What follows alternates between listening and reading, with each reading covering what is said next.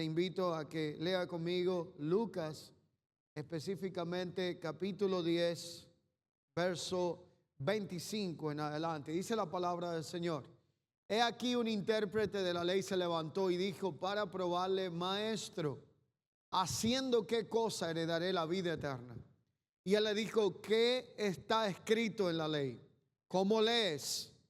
Y él le respondió y dijo: Amarás al Señor tu Dios con todo tu corazón, con toda tu alma y con todas tus fuerzas y con toda tu mente, y a tu prójimo como a ti mismo. Y dijo: bien has respondido, haz esto, ¿y qué más? Y vivirás. Pero él, queriendo justificarse a sí mismo, le dijo a Jesús: ¿pero y quién es mi prójimo? Y respondió Jesús y dijo: yo tengo algo que contarte. Un hombre descendía de Jerusalén a Jericó, cayó en manos de ladrones, los cuales le despojaron e hiriéndole se fueron, dejándole medio muerto. Y aconteció que descendió un sacerdote por aquel camino y viéndole pasó de largo. Asimismo también un levita, y llegando cerca de aquel lugar, viéndole pasó de largo. Pero un samaritano que iba de camino vino cerca de él y viéndole fue movido a misericordia. Y acercándose vendó sus heridas, echándoles aceite y vino y poniéndole en su cabalgadura lo llevó al mesón. Luego cuidó de él. Pero otro día al partir sacó 2 denarios y los dio al mesonero y le dijo: cuidádmele, y todo lo que gaste de más te lo pagaré cuando regrese. Y le preguntó: ¿quién pues de estos 3 te parece que fue el prójimo del que cayó en manos de ladrones? Y entonces aquel docto en la ley respondió y dijo: el que usó de misericordia con él. Y entonces Jesús le dijo: ve y haz tú lo mismo. Me llama la atención y uso este texto como base o punto referencial sobre cultura de generosidad y gratitud. Hemos estado hablando y estudiando en las Escrituras que todos nosotros como hijos de Dios tenemos la responsabilidad de dar por gracia lo que por gracia hemos recibido. Es esto lo que plantea la palabra de Dios cuando recoge aspectos de los cuales nosotros entendemos que el primer dador o generoso que ha existido se llama Dios mismo.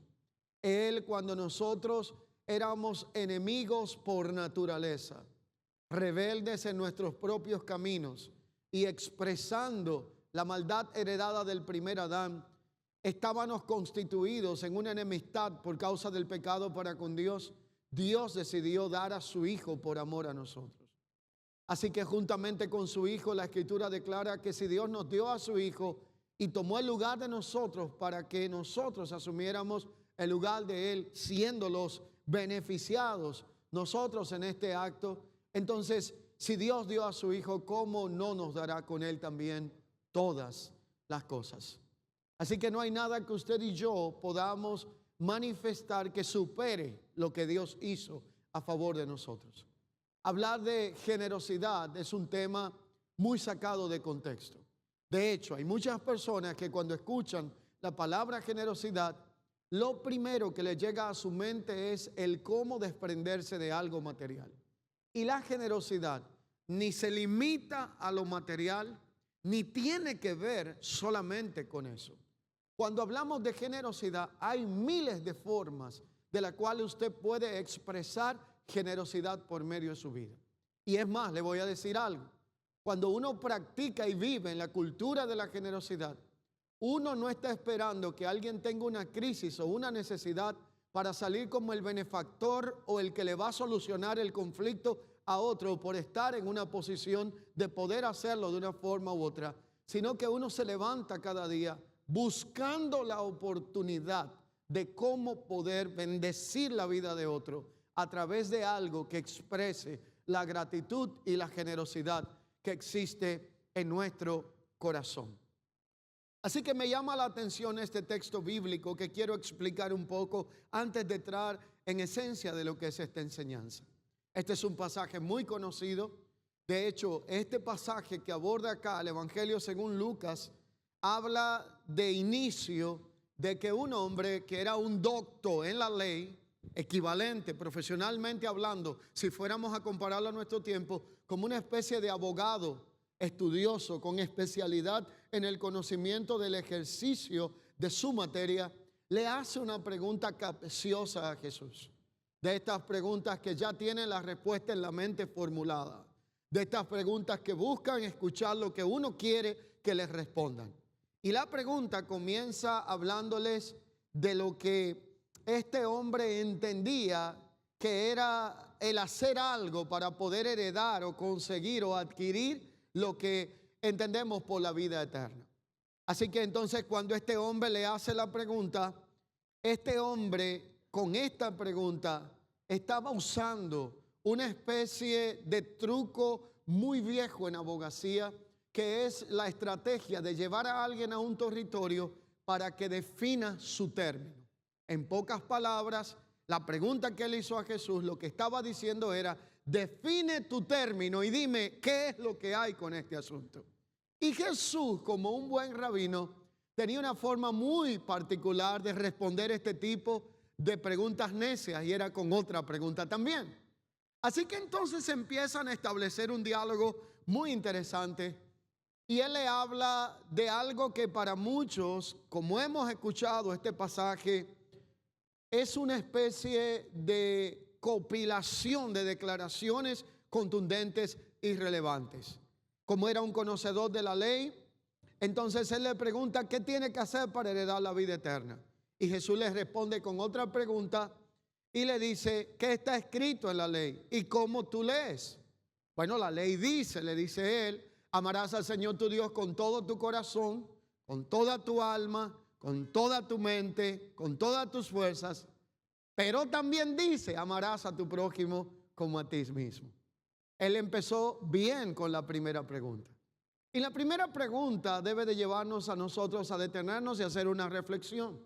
¿Qué tanto yo amo a Dios y qué tanto yo amo a mi prójimo? Pero también aquí, ¿qué tanto me amo a mí mismo? Porque yo no puedo amar a nadie afuera si yo no me amo a mí adentro. Y si digo que amo a otros pero no me amo, el amor que voy a dar es un amor deficiente, un amor carente de esencia. Por lo tanto, esta pregunta nos lleva a ciertas confrontaciones. Hay personas que aman bastante al Señor, pero le cuesta mucho amar a su prójimo. Y hay otros que evidencian con acciones cuánto aman a los demás, pero no son capaces de mostrar ese amor por el Señor o una expresión de amor por el Señor, porque el Señor mismo dijo que la forma de evidenciar cuánto lo amamos no es solo ayudando a otros y haciendo buenas obras, sino que Él dijo: si tú me amas, guarda mi palabra. Si yo fuera un altruista, alguien que continuamente estoy ayudando a los demás, pero no tengo la capacidad de guardar la palabra de Dios, de acatar sus mandamientos y lo que declara la Escritura, estoy mostrando que amo más al prójimo que al Señor mismo, y la Escritura establece un orden de prioridad. Habla de amar a Dios por sobre todas las cosas, para entonces poder ejercer un amor desde una perspectiva saludable al prójimo, como si fuera a mí mismo. Y el a mí mismo, el a ti mismo, involucra que el factor de medición es que cuando yo amo a otro, tengo que también tener una apreciación de cuánto me amo a mí mismo en el sano contexto de la palabra. Así que entonces aquí estamos hablando de un cuadro muy interesante que compone tres aspectos. ¿Cómo mido mi amor hacia el Señor? ¿Qué tanto estoy dispuesto a ceder de mi voluntad porque la voluntad de Dios sea cumplida y manifestada a favor de mi vida o en mi vida? Aquí también entonces el otro aspecto evidencia qué tanto me amo a mí mismo. Hasta dónde estoy valorando y reconociendo todo aquello que Dios ha puesto en mi vida y ha colocado como un factor de gracia. Hasta dónde hago autosabotajes con lo que Dios ha colocado en mi vida. Hay personas que usted le dice por alguna razón y valora alguna virtud que tengan, y ellos son los primeros en sabotear lo que usted le está diciendo. Hermana, qué buena te quedó la comida. Y eso, que hoy no es mi mejor día. Yo no estoy diciendo si es tu mejor día, simplemente te quedó buena. Eso le llaman el síndrome fantasma. Es cuando usted nunca aprecia lo que Dios le ha dado y tiene, porque tiene un falso concepto de humildad, de valoración, de apreciación de lo que Dios ha colocado en tu vida. Encuentras que todo lo que todo el mundo hace está bien, pero lo suyo nunca está bien. Raya en el perfeccionismo. Te hace vivir una vida infeliz porque todos ven en ti algo bueno, pero usted es el último en enterarse y en aceptarlo. Y probablemente a quienes admiras tienen menos que ofrecer que lo que tú tienes, pero tú estás enfocado en que Dios no te dio lo que tiene otro y dejaste de valorar lo que Dios ha colocado en tu vida. Así que necesitamos entender algunos aspectos de esta realidad. Ama a Dios y obedécele igual a su palabra y sus mandamientos. Ama a tu prójimo, pero evalúa cómo te estás amando a ti mismo, porque si no te estás amando a ti mismo, puede ser que el amor que estés ofertando a otros sea un amor que sea deficiente. Puede ser un amor posesivo, puede ser un amor cargado de envidia, de algún tipo de deficiencia, y en vez de amar, lo que estás haciendo es lastimar. Y esto es medible y aplicable para las relaciones conyugales. Esto es medible para las relaciones de padre a hijos, para las relaciones que tienen que ver con el vínculo familiar y de amistad. ¿Qué tipo de amor yo estoy ofreciendo dentro de lo que entiendo una cultura de generosidad? Es un amor de que si no es como yo digo, entonces no está bien. Y cantidad de aspectos que tienen que ver con esto que no habría tiempo de abordarlo todos. Así que Jesús lo pone en un marco de referencia. Le hace esta pregunta y define claramente su término y le dice, pero si tú me dices lo que dice la ley, como doctor de ella, como una especie de abogado, defensor o acusador, yo quiero entonces contarte una historia. Un día un hombre iba de camino. Cuando iba de camino, este hombre fue ultrajado, vinieron a despojarlo de lo suyo. Le quitaron su pertenencia, lo dejaron herido. Y cuando estaba allí en una condición de vulnerabilidad, herido, le habían robado lo suyo y necesitado de alguien que se acercara a él, sucedió algo interesante. Él, descendiendo de Jerusalén a Jericó, cae en manos de los ladrones, le despojan, lo hieren, lo dejan como muerto, pero nada más y nada menos que el primero que se encuentra en el camino era un sacerdote que venía de aquel camino y le pasó de largo por el lado, pero no pudo acercarse y mostrar generosidad y compasión ante él. Lo segundo que encuentra en el cuadro es un levita. Entiéndase que el sacerdote era el conocedor de la palabra, la Torá existente según el sistema religioso, y se deduce que aquel hombre era un judío. Por donde iba, el camino que venía y las características que tiene. Pero luego, no obstante, el que conoce la palabra la sabe de punta a punta, porque no podía ser un sacerdote ignorando la ley, pero tenía un problema para poder aplicarla. Así que no basta con que usted y yo sepamos lo que dice la Escritura. La pregunta es, ¿cuánto estamos viviendo de lo que la Escritura dice y de lo que nosotros hemos aprendido a lo largo de nuestra vida? El segundo aspecto muestra en el cuadro entonces a un levita. Eran los encargados de dirigir ciertos aspectos, dentro de ellos todo lo que tenía que ver con la forma de expresión de lo que eran los cánticos de su momento dentro del culto y del orden ritual que tenían ellos en ese tiempo. El levita también ve el mismo escenario y decide pasarlo largo. Pero allí aparece entonces lo que yo diría el héroe de esta descripción, un samaritano.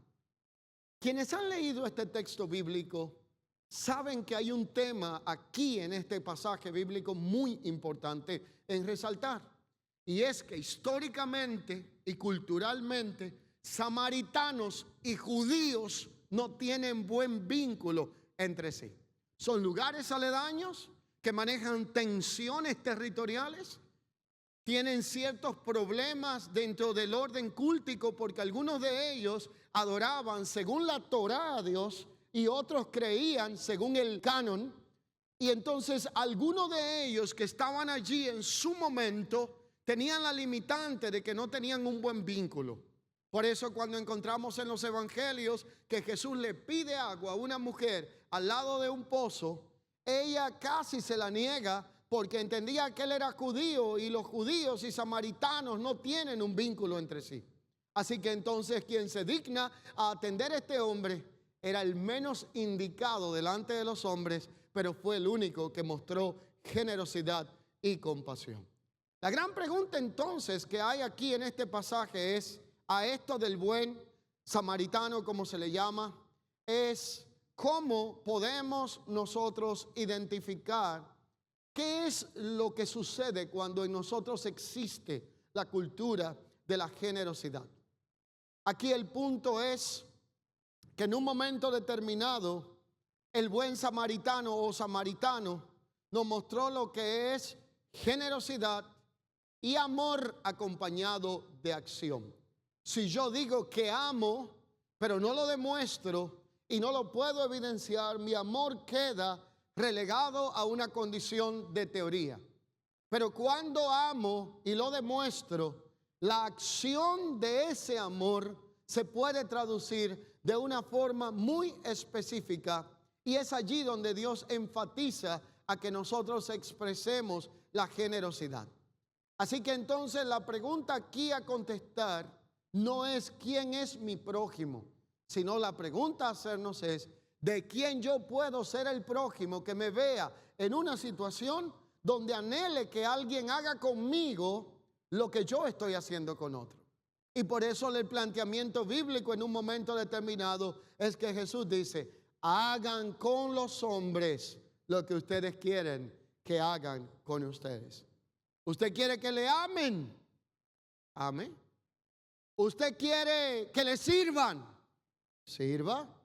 Usted vive quejándose de que usted no tiene, como dicen algunas personas allí, suerte con las amistades. Cuando un creyente, hijo de Dios, no vive por suerte, sino por propósito, pero es un algo popular, un decir, entonces usted muestre fidelidad y en algún momento usted va a cosechar aquello que usted está sembrando. Un error grave es pensar que generosidad tiene que ver con asuntos materiales solamente. Y ciertamente lo material es una expresión de la generosidad, porque cuando uno se desprende de lo material, mata todo lo que tiene que ver con un apego excesivo y materialismo en su corazón, entendiendo que sin nada vinimos a este mundo y sin nada nos vamos. Nacimos sin ropa y nos vamos con ella. Nos apegamos a las cosas y nos olvidamos que la vida es un préstamo que se va descontando a cada minuto que pasa, que cada día cuenta, que cada mes, que cada año pareciera como que se va acabando en un conteo regresivo la cuota de nuestra existencia y la vida termina siendo algo prestado. En este sentido nos cuesta entender lo que es un corazón que opera con generosidad. Este texto es rico en enseñanza. Yo no pretendo detenerme en él, pero hay algunos puntos que tengo que ser responsable en resaltar. La pregunta de este hombre docto era, ¿cómo yo puedo conseguir la vida eterna? Y Jesús le dice, si tú entiendes lo que dice esta parábola, entiende lo que es amar a Dios y obedecerle, amar a tu prójimo y hacerlo como a ti mismo, entonces entenderás lo que es vivir verdaderamente la vida. Pero el punto acá es que en ningún momento Jesús quiso decirle a este hombre que para poder alcanzar la vida eterna había que hacer algo. Porque pareciera que hay una tendencia de que el que es muy malo busca sanear la conciencia haciendo alguna obra buena, entendiendo que está compensando su mal accionar. Y esto no tiene ningún tipo de fundamento escritural. Hay de aquel que a lo bueno le llama malo y a lo malo le llama bueno. De una misma fuente no pueden brotar dos aguas. O hay una condición o existe la otra.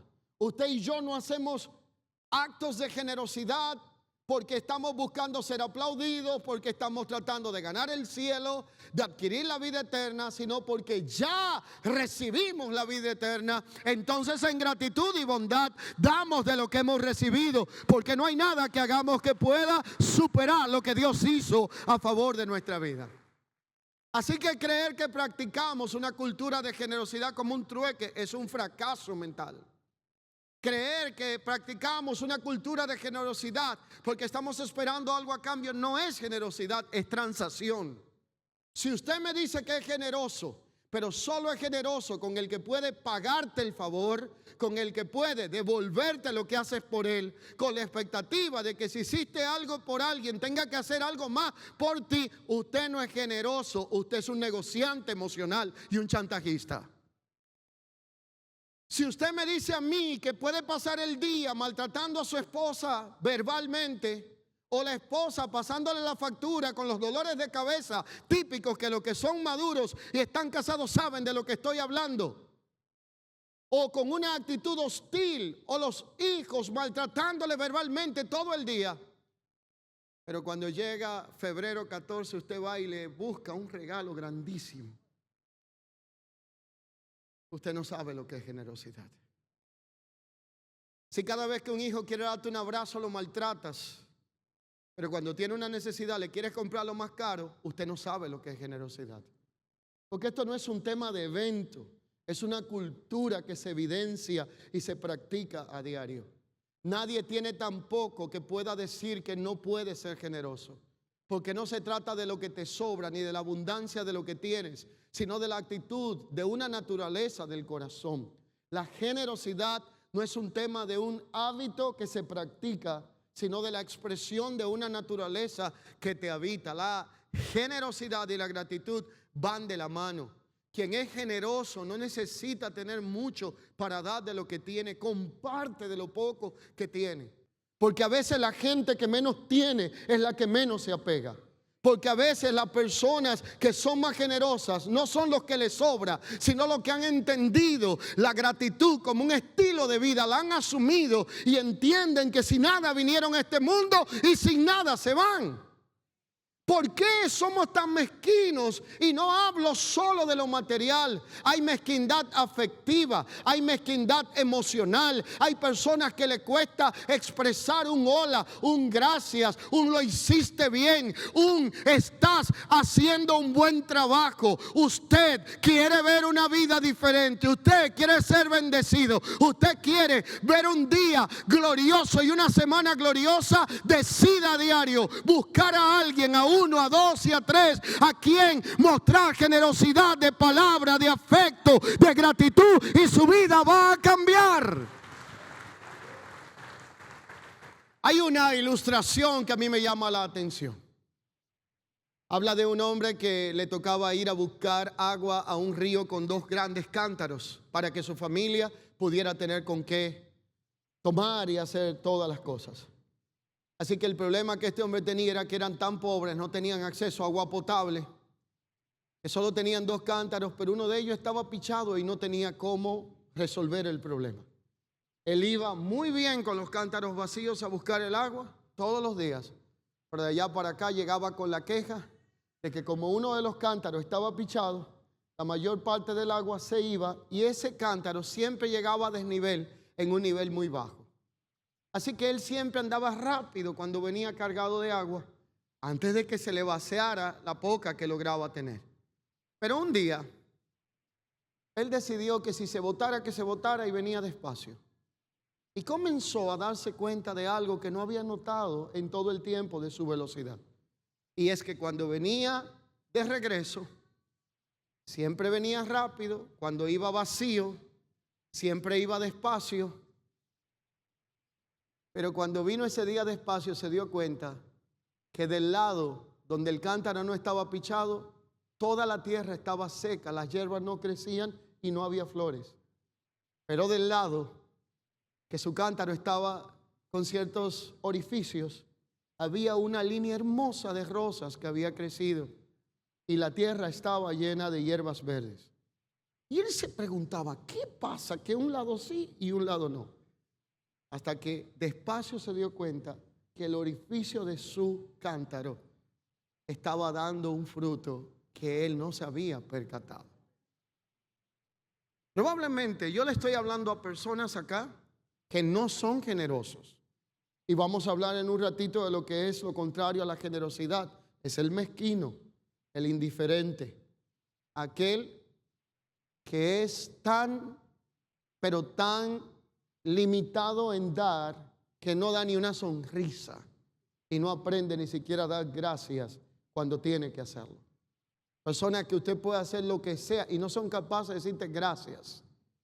Y si lo hacen, le duelen los dientes. Y esto puede ser un extremo, pero el otro es el de aquellos que llevan toda una vida siendo generosos y se sienten cansados. Yo sé que aquí nadie me va a levantar la mano, pero los hay en este lugar. Probablemente hay quienes llevan una vida siendo generosos con quienes no cambian. Y probablemente hay quienes digan, yo soy generoso con otros, pero conmigo nadie practica generosidad. Bienvenido al club. Es que no lo hacemos porque estamos esperando recibir algo. Es que lo hacemos porque ya recibimos. Esta es la diferencia y la vacuna contra la decepción y la frustración que produce cuando usted ama, sirve, pero no recibe de forma igual. Pero probablemente usted solo se está enfocando en el cántaro vacío. La pregunta es, ¿cuántas flores estás dejando al caminar? ¿Cómo usted trata a quien no puede devolverle lo que usted está haciendo por él? ¿Cómo le hablamos a quien nos sirve? ¿Cómo tratamos a nuestros hijos que probablemente en el tiempo de hoy no tienen la capacidad de devolver lo que usted está haciendo por ellos? ¿Qué cultura estamos modelando en nuestros hogares? Yo le voy a dar un consejo a todos los que tienen hijos, sobre todo si son adolescentes o pequeños. Cuando usted salga con sus hijos y coman y compren algo diferente, que es lo que regularmente hace una familia, este quiere algo de este tipo, el otro quiere otra cosa, enséñeles a compartir en la mesa. Porque la naturaleza del ser humano desde que nace, esto es mío. Desde que empieza a hablar, este juguete es mío, este biberón es mío, mi mami es mía, mi papi es mío. Y cuando nos sentamos en la mesa, este pide una cosa, este pide una, este otra, y después no hay una cosa más antojadiza que un muchacho. Después entonces no quiere lo que pidió y le gustaría probarlo del otro. Usted pidió eso, esto es mío. No, eso no es suyo. Todavía no se ha pagado y está en la mesa. Eso es de todo en esta familia. Si usted le enseña a compartir de lo que tienen en el plato a sus hijos, que son hermanos, usted no tendrá mucho problema cuando estén peleando por la herencia antes de que usted se muera.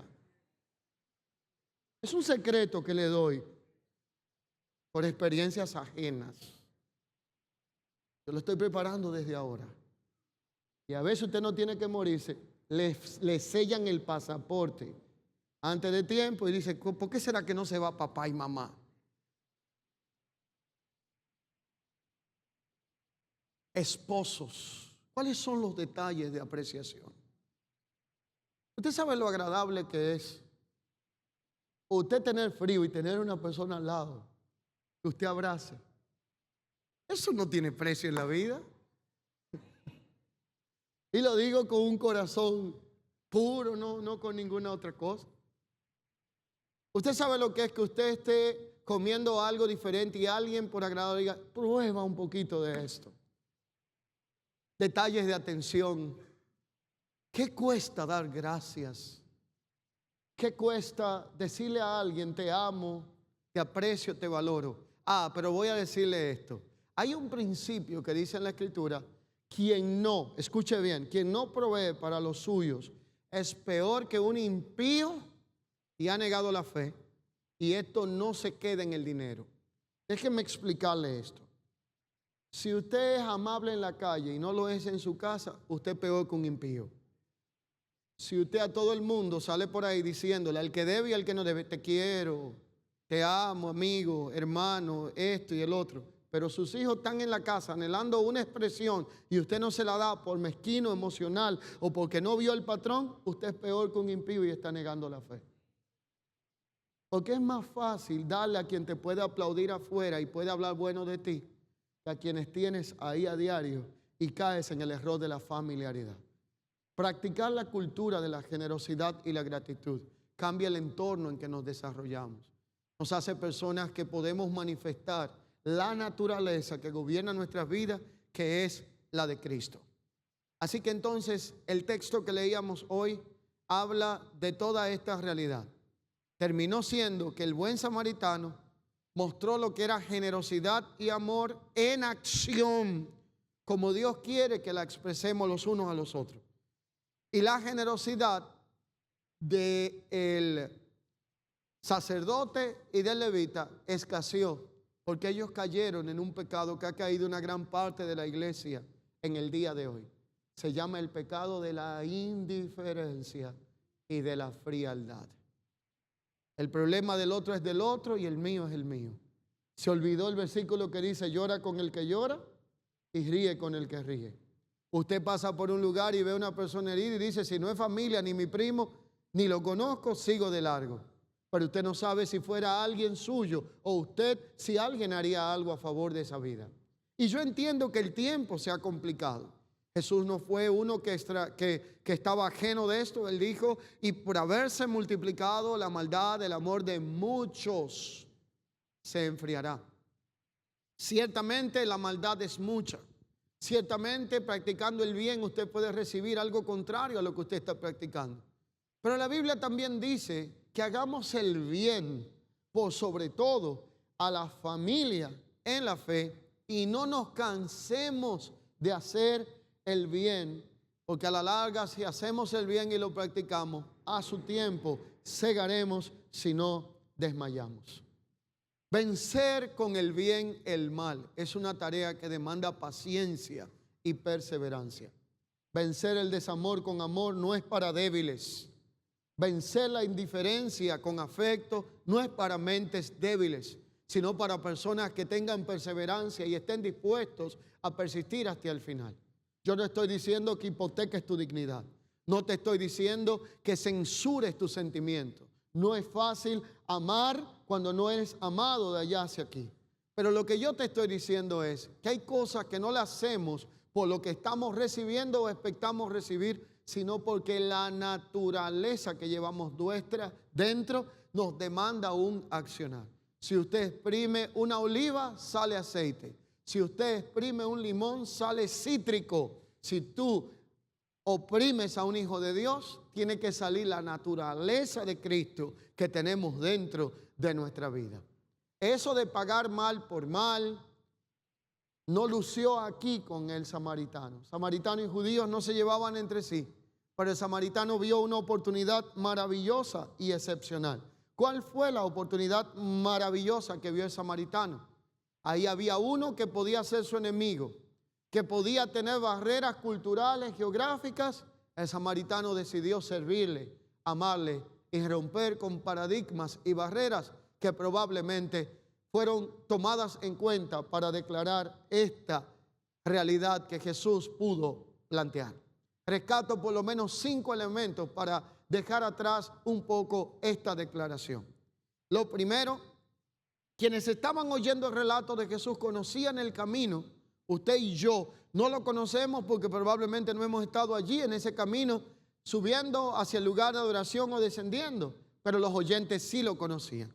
Y fíjense algo interesante. Ellos sabían que ese lugar era propicio para que el que bajaba por allí lo asaltaban, lo acechaban. Porque cuando iban al templo con su ofrenda, los ladrones sabían que llevaba algo en el bolso y allí aprovechaban y lo atacaban. O sea que esto no era un acontecimiento aislado o ocasional, sino que esto sucedía con frecuencia. Pero el historiador judío Josefo entonces se atrevió a ponerle nombre a aquel camino. Y fíjense dónde el samaritano lo encontró. Lo encontró en un lugar llamado el Camino Rojo. Y los judíos le llegaron a llamar el Camino de la Sangre. Así que el samaritano se detuvo a atender a alguien que probablemente no lo miraba con agrado y en un lugar tan peligroso que se llamaba el camino de la sangre, y no se llamaba el camino de la sangre porque regalaban caramelos, sino usted sabe por qué. La segunda cosa que quiero rescatar es que el sacerdote y el levita eran más fieles a sus tradiciones religiosas que a practicar lo que conocían. Lo tercero que quiero tomar en cuenta es que del samaritano no se esperaba nada bueno, porque había una predisposición y se decía, qué bueno puede salir de una gente de allí. Así que a veces nosotros nos dejamos llevar de las apariencias y caemos en el error de juzgar el regalo por el estuche que lo cubre por fuera. Si yo tuviese una diferencia de que alguien con algún tatuaje se me acercara, nunca hubiese tenido ese acercamiento con ese joven que bendijo su vida. Porque probablemente hay alguien que tenga una condición por fuera por error o inmadurez, pero hay otros que se ven bien por fuera y están muy deteriorados por dentro. Usted decida qué va a hacer con la generosidad que Dios ha puesto en su corazón. El samaritano pudo haber seguido o decir, pero si pasó el sacerdote y si pasó el levita y no se pararon, entonces el problema no es mío, porque ellos son los que tienen que hacerlo. Pero él aprovechó la oportunidad para practicar la generosidad. Usted se ha preguntado en este mismo día, ¿en cuántos momentos de hoy y de esta semana que viene Dios nos ha dado la oportunidad de practicar generosidad con alguien?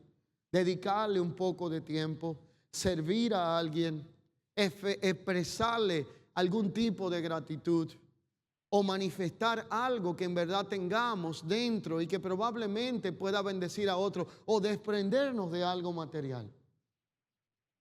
Es muy curioso que cuando una persona muere se arma una especie como de invasión masiva ante los bienes materiales de esa persona. Yo viví la experiencia. Usted abre un closet de un difunto y usted encontrará cosas con el ticket de fábrica que nunca se la quitó. Y yo creo que casi todos los que estamos aquí tenemos que tener, aunque sea un lapicero con el ticket puesto, esperando un día especial. El día especial, cuando usted se muere, se lo voy a describir. La gente no tiene sentimientos, van como los buitres y como los cuervos ante la presa muerta a ver quién se lleva primero lo más costoso. Para que lo dé otro, lo doy yo. Aprendí a vivir en este sentido, entendiendo que sin nada vinimos a este mundo y sin nada nos vamos. Usted tiene 20 trajes que no se lo pone. Por favor, sea generoso y no avaro y mezquino. Y despréndase aunque sea de 10 y bendiga a alguien que probablemente no tiene la capacidad ni siquiera de comprar. ¿Usted cree que se lo va a llevar? ¿Cuántas oportunidades de generosidad tenemos a diario y que tampoco practicamos? La generosidad tiene que ser demostrada por medio de la práctica. Y no hay una forma mejor de evidenciar el amor que llevándolo a la practicidad. Por eso cuando hablamos de estos principios, quiero resaltar una declaración en específico. Cuando nosotros tenemos generosidad y acompañamos la generosidad de servicio, esto entonces se traduce a amor puesto en acción. Y todos nosotros tenemos la vía de poder servir de una forma o de otra. Pero el amor sin acción es un amor teórico. El amor sin acción es similar o parecido a una fe muerta o a usted tener un carro sin gasolina. La generosidad construye relaciones. Cuando damos a los demás tiempo, afecto, servicio o lo que sea que usted pueda, podemos fortalecer nuestros vínculos de comunión con los demás. Y pasamos del conocimiento contextual a un conocimiento experimental. Necesitamos conocimiento experimental para poder aplicar los versículos y principios que por tanto tiempo conocemos. Por eso existe una gran diferencia entre una cosa y y la otra. Y Efesios 3:9, Pablo ora y dice que él quería que Dios le diera a conocer el amor de Cristo que excede a todo conocimiento. Y usted dirá, pero Pablo no conocía el amor de Cristo. Claro que lo conocía, pero el amor que excede a todo conocimiento deja de ser un amor teórico para convertirse en un amor experimental. ¿Qué dice el mismo Pablo cuando en Corintios plantea lo que es el amor? Todo lo sufre, todo lo cree, todo lo espera, todo lo soporta, nunca deja de ser. ¿Hasta dónde nuestro amor es experimental y hasta dónde nuestro amor es teórico? ¿Hasta dónde puede ser llevado a prueba y hasta dónde puede funcionar? Pero cuando hablamos de conceptos y significados, hablar de generosidad más que una actitud esporádica es un estilo de vida.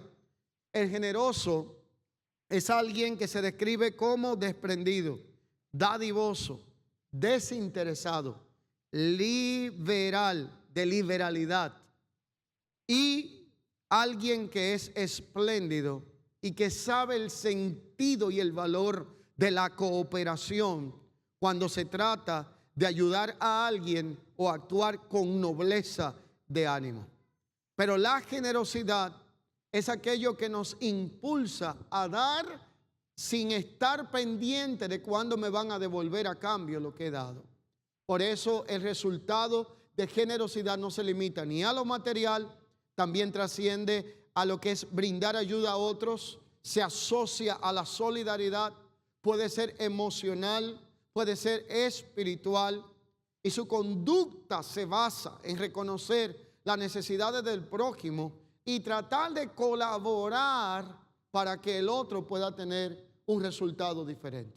Yo soy de los que creo que si practicáramos un poco más la cultura de la generosidad, este mundo fuera diferente. Porque hay cantidad de cosas que no requieren de un esfuerzo extraordinario o de un sacrificio inaccesible. Requieren solamente de la disposición de un corazón agradecido, de ver a otro en una condición en la que usted tuvo un día y saber cómo se soluciona y no querer por mezquindad el poder enseñarle cómo hacerlo. Cuando una persona ha pasado por una experiencia y ve a otra pasando una similar, tiene que tener compasión. No me digas que tú eres un hombre ungido y bendecido, una mujer victoriosa, porque viviste una depresión y la superaste. Dime a cuántos que están deprimidos estás ayudando.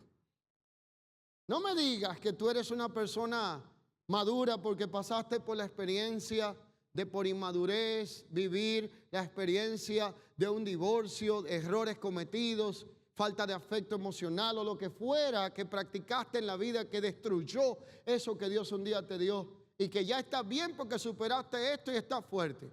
Pero a cuántos que están en la misma condición tú te has decidido ayudar. Saliste de la quiebra, del desorden financiero y hoy estás estable y puedes dar cátedra de lo que un día Dios te ayudó a vencer, pero no te sientas a enseñarle a nadie cómo lo pueden superar. Generosidad tiene que ver mucho con dar por gracia lo que por gracia nosotros hemos recibido. El más generoso es Dios. Usted y yo nunca vamos a superar al Señor en generosidad. Si usted tiene hijos adultos y crecieron tan rápido que cuando un día cerró los ojos y lo abrió, ya se fueron, ahora tome a los que tiene pequeños y enséñeles a que no cometan con ellos los errores que usted cometió con los suyos. Si usted hoy ha vivido años y está avanzado de edad, no me diga que usted ya no puede servir porque se está jubilando. Usted es un depósito ambulante de experiencia, un almacén de éxitos y de miserias y fracasos vividos que te llevaron a ser quien eres hoy. Entonces no seas mezquino y dale a otro de lo que tienes. ¿Te lo vas a llevar a la tumba o vas a practicar generosidad? La generosidad no solo está asociada a lo material. Un individuo puede ser generoso con su tiempo, con labores solidarias. Hablaba con un pastor en esos días de una comunidad muy humilde. Me dijo, pastor, aquí no hay nada que dar en esta comunidad. Porque todas las hermanas de acá que sirven, trabajan en hogares ajenos y solo le queda libre el sábado en la tarde y el domingo para venir acá. Pero la mayoría de ellas no laboran de noche, sino de día. Entonces nos reunimos con ella e investigamos cómo podíamos servir, cómo podíamos ayudar. Y armamos un escuadrón de asistencia a los enfermos. Y donde quiera que haya un enfermo, tenemos 14 hermanas listas para amanecerlo y cuidar. Porque ellas saben hacer eso, lo pueden dar. Todos nosotros tenemos algo que dar. El problema no está en la ausencia de un recurso, sino en la actitud de un corazón que no expresa generosidad. Así que cuando hablamos de un sinónimo de un generoso, es alguien que es desinteresado, desprendido, dadivoso.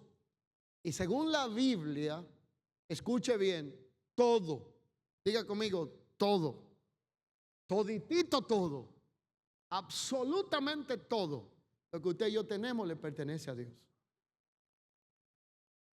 Todo. Tiempo, vida, recursos. Y si usted cree que no, póngase a pensar que usted le puede desafiar. Y no se lo recomiendo. Y si todo le pertenece a Dios y Él es el dueño, ¿qué es lo que usted y yo somos? Administradores, eso lo hemos aprendido. ¿Y qué hace un administrador cuando el dueño le dice qué hacer con el recurso? ¿Lo cuestiona? No. Entonces Lucas 6:38 dice que Jesús dijo, dad y se os dará, medida buena, apretada, remecida, rebosando darán en vuestro regazo, porque con la misma medida con que medís,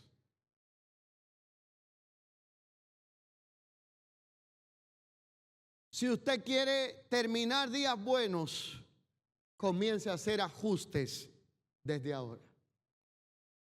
Usted quiere que le hablen bien, comience a hablar bien. ¿Cuánta abundancia de palabras tenemos para ser generosos a diario y bendecir la vida de otros a través de lo que se llama la capacidad de afirmar? Afirmar no es adular, no es lisonjear diciéndole mentiras a alguien. Si no se ve bonito, no le diga te ves bonito, por favor. Si una persona está en sobrepeso, no diga qué delgado estás. No, eso no es afirmar. Eso es entonces otra cosa. Si no tienes nada que decir, entonces a silencio. Pero usted sabe la cantidad de cosas que podemos afirmar en alguien que encontramos a diario. Qué bien lo haces, si es verdad que lo está haciendo bien. Te felicito por el trabajo que está haciendo con tus hijos, si lo está haciendo. Por cómo tratas a tu esposa, a tu esposo, a tu familia. Por cómo sirves.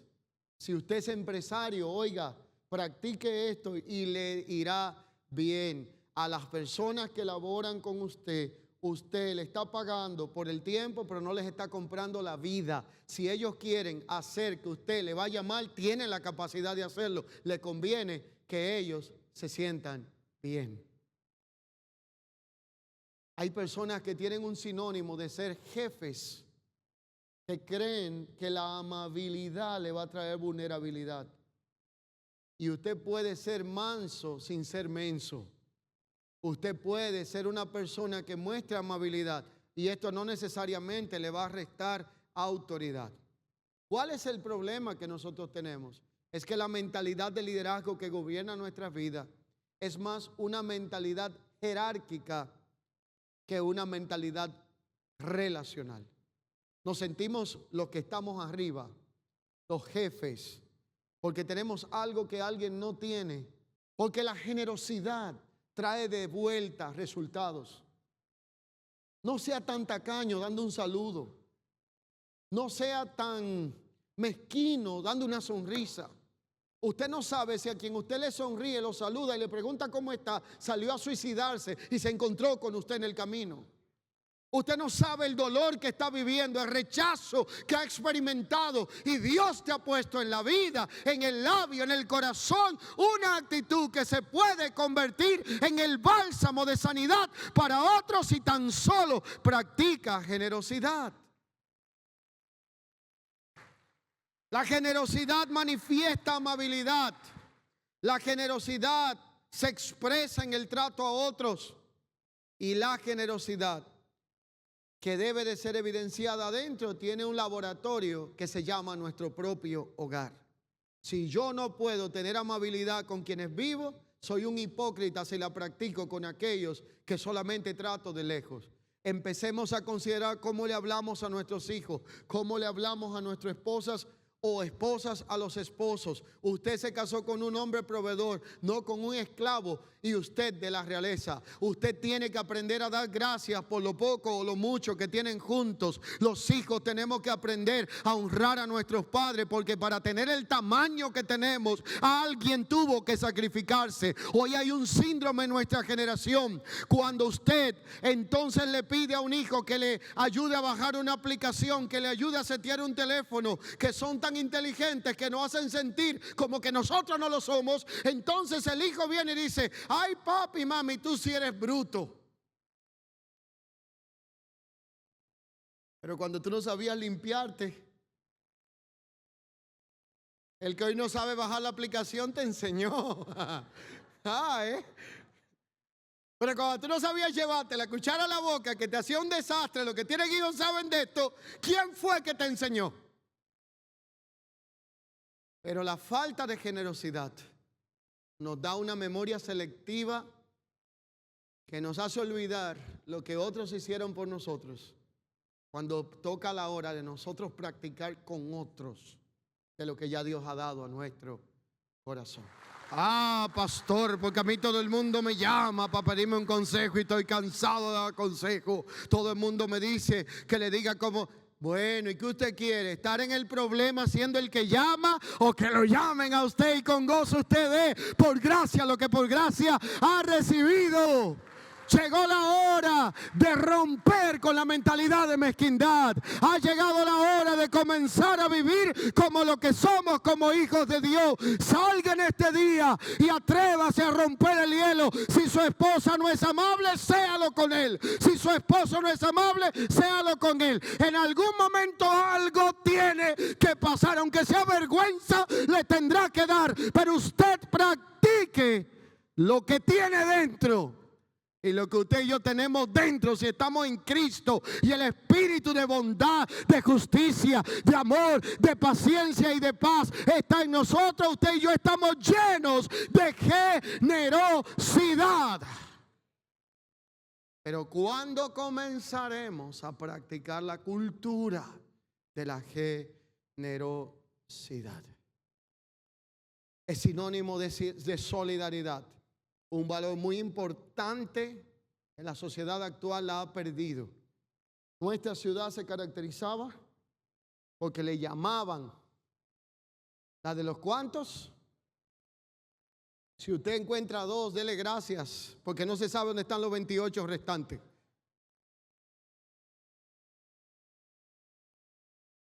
Hay una crisis. Dile a que está a tu lado, es que hay una crisis.